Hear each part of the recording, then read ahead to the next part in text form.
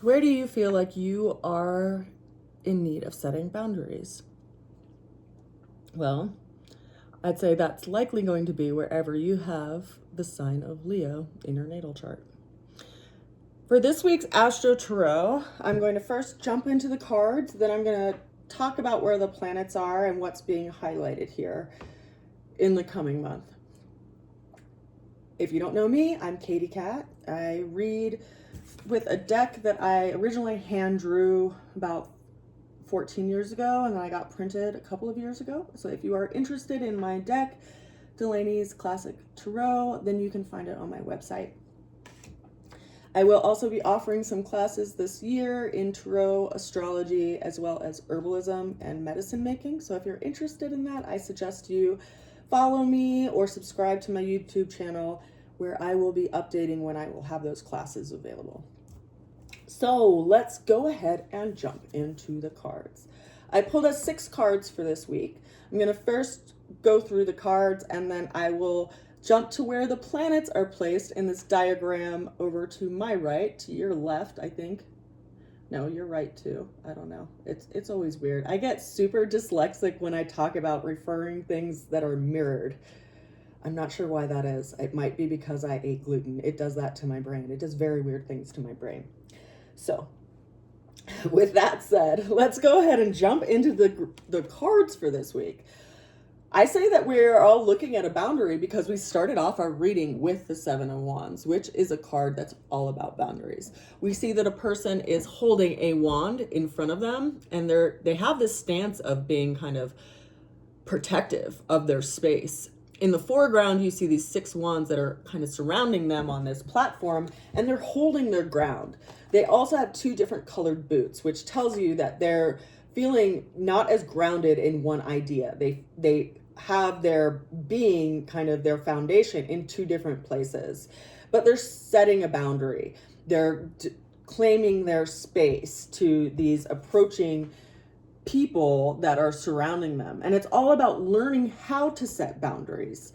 Now, the challenge that shows up this week is the 6 of Wands, which is kind of interesting because it's like one of the wands in the first card has been set down, and now there's just 6 wands that are in motion. And we see a person who's sitting on a horse. They have a wand that has a laurel leaf, which is a sign of victory, as they are proceeding to move away from this crowd which is surrounding them. So it's something that's simplified, but this is highlighting our challenge that we are currently approaching, is how do you move forward based on past successes, knowing that you have this boundary.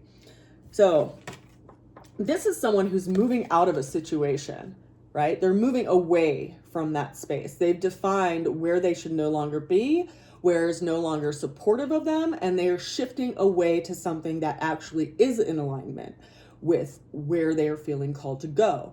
Now, how are they doing that? They're taking some kind of inspiration from the divine, and they are deciding to move to higher ground. The way through the challenge showed up as the Page of Wands. We see someone who's literally at the peak of this mountaintop deciding which way to go, and they are looking at the wand in their hand. They are looking for inspiration. They're looking to ascend to something higher.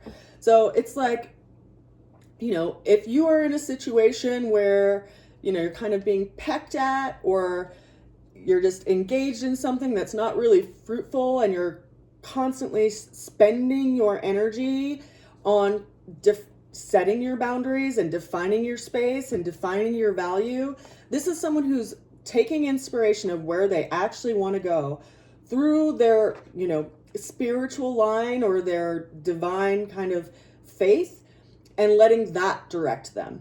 Like, what do you want to ascend to? That's where you need to be putting your energy, not down in the well fighting demons that aren't yours to fight. They're just a distraction, ultimately. And so how do you decide that? You've got to make a choice. So the ultimate outcome this week showed up as the Lover's card. Now, this is an interesting card because it is a choice. It's a choice around relationship and also a choice around communication. And it's governed by the sign of Gemini and the planet of Mercury. So how do you think about things? How do you talk about things? How do you engage with things? In the card, we see a couple that's kind of intertwined, and it is called the Lovers, but it's a choice in what you choose to entangle yourself with. And considering that it is governed by the planet of Mercury and in the sign of Gemini, it's also how do you choose to entangle with certain conversations, certain thoughts even, because that's all governed by the energetic of Mercury and Gemini. So there's some choice to be made, which is being highlighted by this major arcana, and I would argue is this card is also highlighting some astrological things that we are going to be experiencing in the month of February. But I will get to that in just a minute. Further clarity around this, which also confirms what I was just saying, is the Six of Swords. So we have two sixes showing up in the reading for today. And the Six of Swords, we see people who are sitting in a boat and they're moving away from turbulent waters that are in the foreground to something more still and peaceful that is in the background. So this is moving out of a turbulent situation into something that is more aligned with what you are wanting to experience and what you want to nurture in your life. That thing that you've been inspired and had this epiphany around actually experiencing in your life. And when you follow that, that is when you are going to be experiencing material security, which is the 10 of Pentacles, the final card. Now, 10s are cards of crystallization because the 9 is ultimately like the final number in the numeric system, and 10 just reduces to a 1. So it's a refinement of something that you get to begin again. It being in the suit of Pentacles, it's related to our resources, not just financial resources, but any other resources that we may have. And it's setting this tone of some kind of stability and security around those things.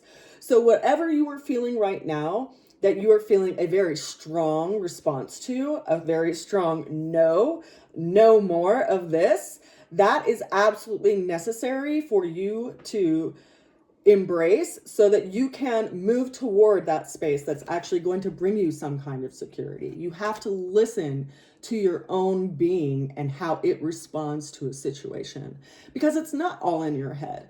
Our body has a somatic wisdom to it. It will tell you whether or not you feel safe, or whether or not you need to move, or whether or not you need to shift. Fight or flight can obviously be a traumatic response, but it's also a somatic response. If you can watch the body and see, just observe how it's responding to a situation. Are your shoulders hunched over? Do you feel like you're protecting your heart? Are you feeling closed off? That's a very powerful sign. Do you feel your shoulders drop back and you feel your heart open up and it's literally like blooming? There's some different energy going on there. That's a good sign that that's an energetic that is going to be supportive for you to move forward with.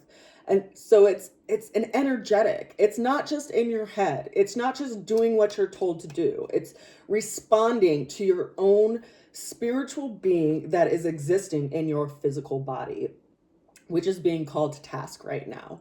Where are you being set? Where are you being inspired to set boundaries in your life? Now, that is all going to be dependent on your natal chart and the time of day that you were born. So when we look at where the planets are in the full moon that we're going to be experiencing in just a couple days in the very beginning of February, we see some interesting alignments. And I would argue that some of those alignments are being highlighted by the cards that have shown up this week. So if we look at this diagram, we see this grouping of planets over here in the sign of Aquarius. We see Pluto in Aquarius, which it will be in for a good amount of time, at least, 1 to 2 decades, depending on its elliptical orbit. We have Mars also in Aquarius. It won't revisit this point for roughly about 2 years. We have Venus also in Aquarius. We have the Sun in Aquarius, and we have Mercury in Aquarius. We have the North Node at around 9 degrees of Pisces. We have Saturn at the ending degrees of Pisces and Neptune, who just moved over into the sign of Aries. It's currently at 0 degrees of Aries. We have Chiron also in Aries. Then we have Uranus, which is at 27 degrees of Taurus. We have Jupiter, which is over in the sign of Cancer, and then the moon, which will be roughly at about 180 degrees of the sun on the 1st, 2nd of February, depending on where you live. And then we see that we have the south node at 180 degree placement of the north node. So the cards that showed up for this week are highlighting things associated with Gemini and the planet of Mercury. So I just want to look at that real quick. And, to highlight why I do this, in 2020, when everything was being shut down, I started offering daily tarot readings, and I started observing that the same major arcana would show up all the time. And if you've studied tarot, you know that the major arcana are associated with zodiac signs and planets. And so when they show up, they're kind of highlighting certain energies that we are all experiencing astrologically. And so I started to observe that and recognize that and see it actually show up time and time again in my readings, which is why now I offer AstroTarot readings rather than just looking at the cards flat as having a defined meaning, because they are all associated with things that are going on astrologically. They all have a level of numerology to them as well. And there absolutely is a system in the tarot, which the tarot is used as even though it's presented as kind of this game of fortune telling, which is really how it was kind of hidden in the Dark Ages, it's really a tool of self-reflection and self-observation and self-knowing. At least in how I was trained in using it. So with that said, I just want to touch on what's going on with Gemini and Mercury and why I think it's so important that we actually look at it this month via the cards. So if we're looking at Mercury right now, it's in close proximity to the sun over here in the sign of Aquarius. What's interesting about Mercury, though, is that it will be in conjunction with the North Node on February 12th, and then it will be going retrograde. Now, it will be starting its retrograde at, the end of February, actually on the 26th of February, it will be starting to move retrograde. Now, it will retrograde back to roughly the North Node. So this is an interesting recalibration in my mind, because the North Node is where we are, setting the angle for our arrow. It's where we are directing our energy. And considering that it's the North Node and South Node that really designate when we have eclipses, and eclipses are times of big endings and big new beginnings, this is an interesting calibration that is being highlighted in the reading for this week, because Mercury is how we think about things. It's how we talk about things. It's how we are educated to think about things, conditioning around things. And it is basically going to be crossing over the North Node and then coming back to the North Node and then going direct again. So there is this timing that is happening in this space where we're being recalibrated. And it's also interesting to me because we see this kind of train of planets, and they're all going to be going over that point here in the coming month, roughly about a month and a half if you include Mars. So Mars will be going over that point on March 14th. Venus will be going over that point on February 17th. So once we get into the month of February, we'll have a lot of kind of revisits to this North Node, but Venus and Mars won't be retrograding back to that point. It will just be Mercury.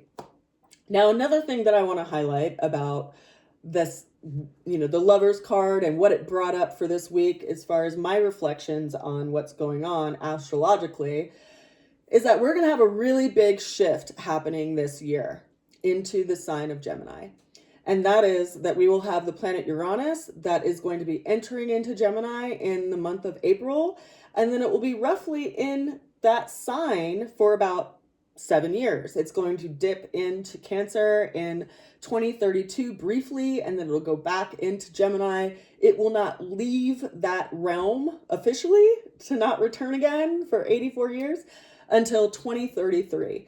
So it's going to be creating change and disturbances in that area of Gemini, and it will be going direct 3 days into February. So I think that's something important to note, because Uranus has been in the sign of Taurus roughly since it dipped in there briefly in 2018, and then it moved in full force ahead in 2019.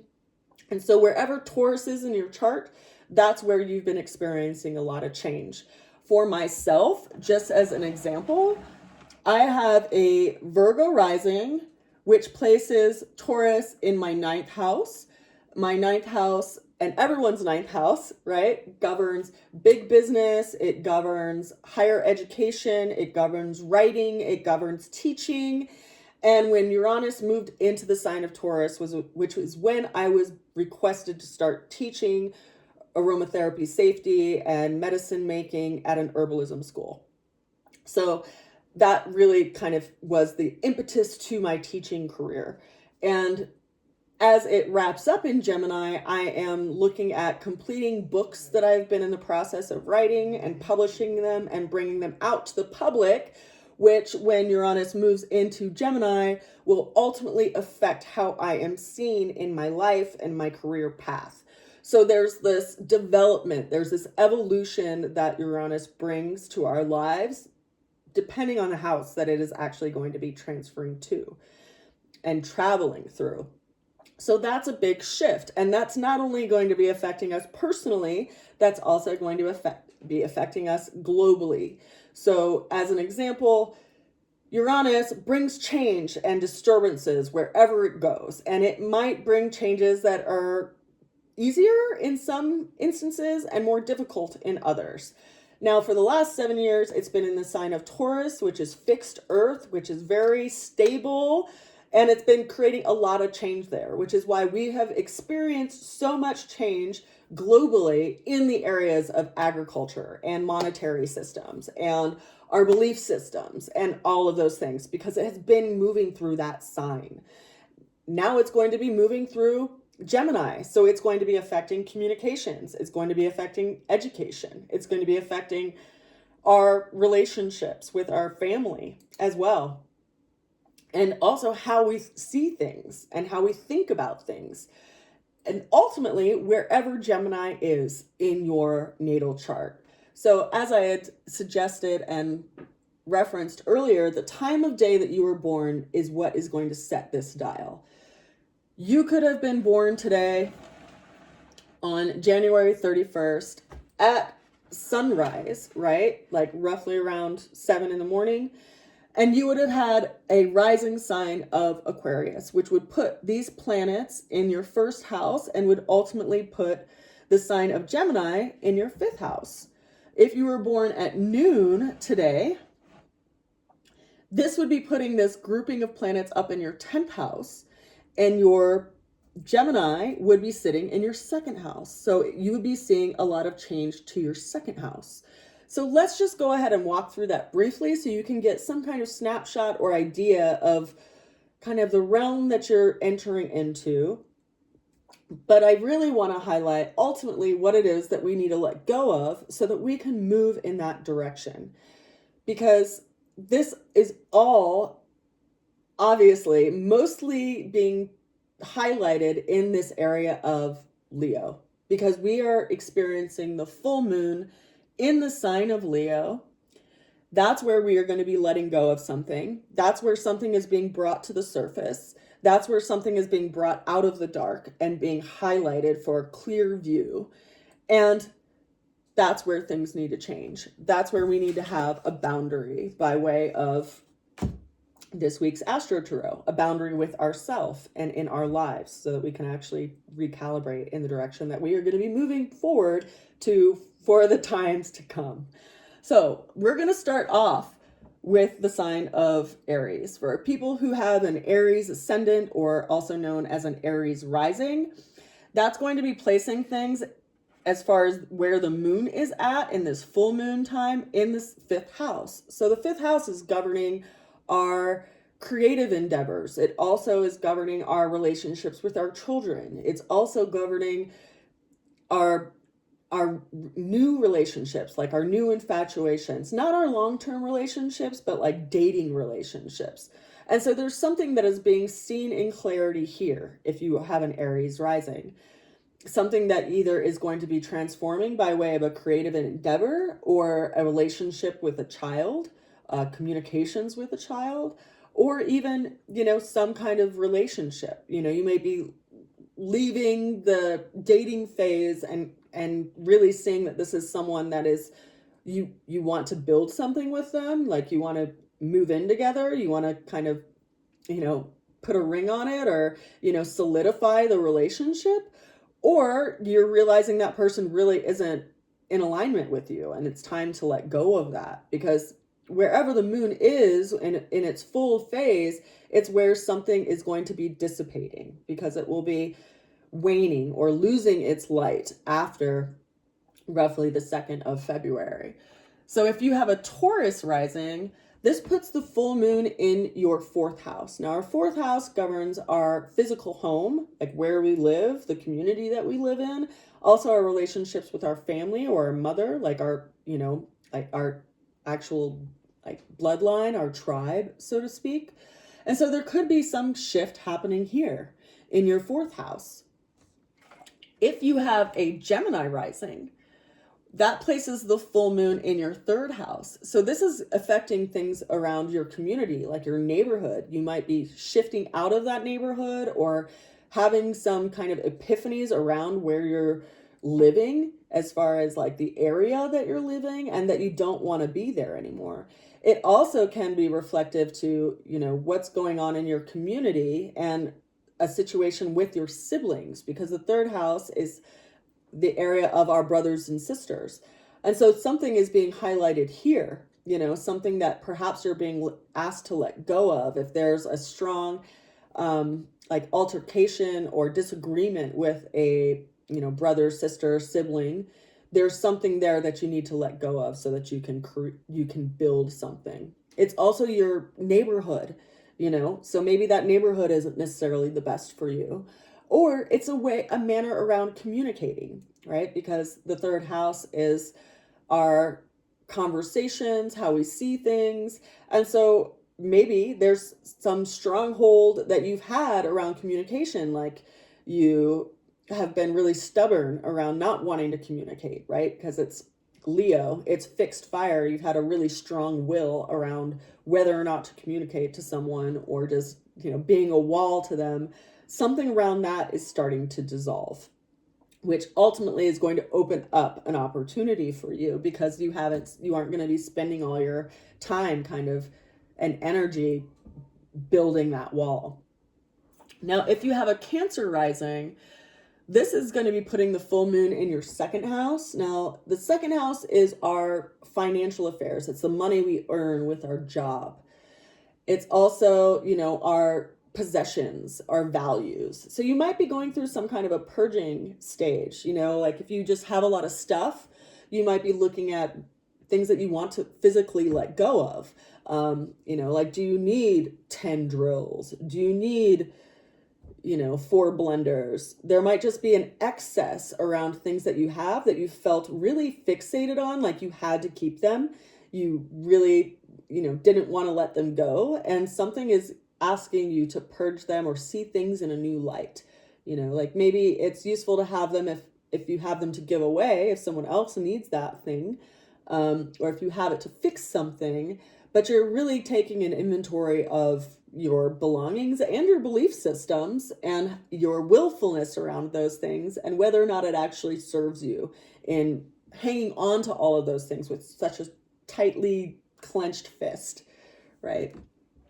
Now, if you have a Leo rising, that is putting the full moon in your 1st house. And the 1st house is associated with our sense of self. It's also, around what we put into our body, our actual physical body, what we eat. and, you know, how we look and appear to others. So if you know, Leo is in your first house, Leos tend to have a very, I don't want to say flamboyant, but like, you know, they have lion's manes. If you have a Leo in the first house, it tends to kind of give this aesthetic quality to them if you have Leo in the first house. And if you've had a very strong willfulness around that, you might be letting go of that, you know, really reflecting on how much of your identity is tied into what you look like, and if that's actually realistic with yourself, and if it actually serves you. You know, like if you just lost your job, but you're really fixated on getting your nails done every 2 weeks, you know, maybe it doesn't serve your being to be so fixated on what you look like, because who you are is what is most important, not what you do to yourself and how you necessarily present yourself. So you might be also shifting, you know, things that you put into your body, like as far as what you feed yourself, you know, letting go of some kind of bad habit or thing that no longer serves you. Now, if you have a Virgo rising, that is going to be putting the moon in your 12th house. Now, the 12th house is things that are hidden. It's also, you know, things that have like a little bit of isolated kind of energetic to them. It's also where we can possibly self-sabotage ourselves. So here you're having a lot of clarity, you know. It's like the moon is shining down on this thing, this habit that you have that is ultimately stealing your time and your energy from putting your energy towards that which you really feel called to create. And this is a time where you might actually have the not only the impetus but the follow through with letting go of something that could be detrimental to you, whether it's, you know, drinking or smoking or doom scrolling or whatever it is that you can observe that you spend a lot of time and energy toward, which is ultimately sabotaging your energy. It's time to let go of that, you know. And this is probably done through a lot of self-reflection in time alone, and whether or not staying in that space of feeling pretty isolated is serving you, or if it's not. If you have a Libra rising, that places the moon in your 11th house. Now, the 11th house is our friendships, it's our long-range hopes and dreams, and it's also things that we need to let go of. So there's something here that is being highlighted. It might be, you know, a friend group. Like if you're trying to be sober and all of your friends drink, you know, you might start to see through that. Like rather than giving yourself the difficulty of trying to stay sober in a room of everyone that surrounds you that drinks, you might just realize these aren't the people that I want in my life anymore. Or it could be, you know, a clashing of beliefs and, you know, sentimentalities. Like if, you know, you're surrounding yourself with people who always are negative or always very hateful or, you know, or always kind of gaslight you, you know, like maybe those aren't the people that are the best for you. And so there's some kind of clarity coming to this and how they're preventing you from moving toward that which you feel called to move towards it by way of your long-range hopes and dreams. There might even be something that you have aspired to do that you've always thought that you would be able to do that you're starting to get some clarity around that you don't want to do it anymore. It's not actually what you want to chase down and tackle by way of your life journey. So there might be something that you're letting go of there. Now, if you have a Scorpio rising, that's going to place the moon in your 10th house. Now, the 10th house is associated with our career, our life path, our reputation before others. It's also associated with how we're seen in front of, you know, the world. So, you know, whether you're seen as a wife or a single person or a doctor or a, you know, cashier, like that pinnacle, like how people see you, that is changing.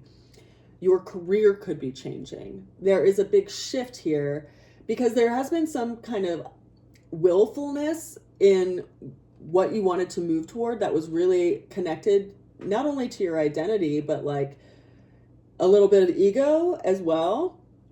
And there's some clarity around this. There is some observation around this, around if that's the hill you want to die on, so to speak. Is that what you want to be known for? Maybe not. Maybe you're getting clarity around that and you're like, you know what? I don't want to be seen that way anymore. Or, you know, you could be ending something, like the marriage is no longer working, or the job is no longer working, right? There's something that is being let go of here. And I would say that, you know, it might have something to do with relationship, only because we have Uranus over here in the 7th house, which has been creating a lot of change in that area of partnership as well. And so the partnership could be not only, you know, your romantic partner or your, you know, partner by way of like intimacy, but it could also be your partner in your business or your one-on-one friends. So there's been a lot of change in that area, which ultimately you're getting some clarity around how you are seen in the world and what is changing because of that shift. If you have a Sagittarius rising and have Sagittarius in the 1st house, that's going to be placing this moon over in your 9th house. So there could be some shifts and some kind of epiphanies around big business or some facet of that you are letting go of. It also could be something that you are letting go of by way of, you know, writing or a business or even like a trip, because the 9th house is long range travel. So like travel outside of the country, or, you know, something that's of a great distance. It's not like traveling to the place that's an hour away. It's traveling somewhere that's overseas. And so there could be some space where you're letting go of that, and also letting go of ideas that you've had around higher education, you know, something that's coming to a closure. So not necessarily that you're even letting go of it, but you could be completing it, right? Like completing an educational endeavor that you've been in for a number of years. And so completing also a way of life. And I say that as well because you've had this change happening in the 6th house, which is, you know, day-to-day affairs, your job, like how you work with others. That's been changed a lot. And so you're letting go of something that you had done to move towards something that you will be doing. Now, Capricorn, if you have a Capricorn rising or Capricorn in the 1st house, that is placing the moon over in your 8th house. Now, the 8th house also is kind of a hidden house. It's associated with the sign of Scorpio natively. So it's like sex, drugs, and rock and roll, but it's also associated with your partner's money. So whereas the 1st house, the 2nd house is your money that you earn, if the 7th house is your partner, the 8th house would be money that they earn, or money that you have that's coming in from other sources. It's also highlighting loans or debts or anything like that is also associated with the 8th house. So there could be some epiphanies in that area, you know, with the moon here in the 8th house. You could be wrapping up some loans that you've been making payments toward, or also seeing perhaps how much debt you have and that you really need to take control of that. There's some epiphany going on in this house that you are coming to terms with, you know, or also that like there's something that you're letting go of that was a passive income, like something that you did do that's finally resolving and wrapping up. Now, if you have Aquarius in the 1st house, that puts the moon in the 7th house. So there's some kind of highlighting, something that's being uncovered or brought to task or brought up, you know, in the 7th house, in the house of relationship or partnership. Not only intimate partnerships, as I had suggested before, but also, you know, business partnerships, some kind of aha moment of something that is being revealed in that space of partnership. And finally, if you have Pisces rising or Pisces in your 1st house, you are seeing the moon show up in your 6th house, which is your day-to-day routines, preventative health, And your job, like the job that you go to, how you work with people in groups, and also situations around small pets, because those are all governed by the sixth house. So having the moon sit here and being highlighting something here, it's almost bringing up a behavior that you do on a regular basis, some kind of routine that is being highlighted that you need to let go of, so that you can put your energy and into a direction or something that you want to grow.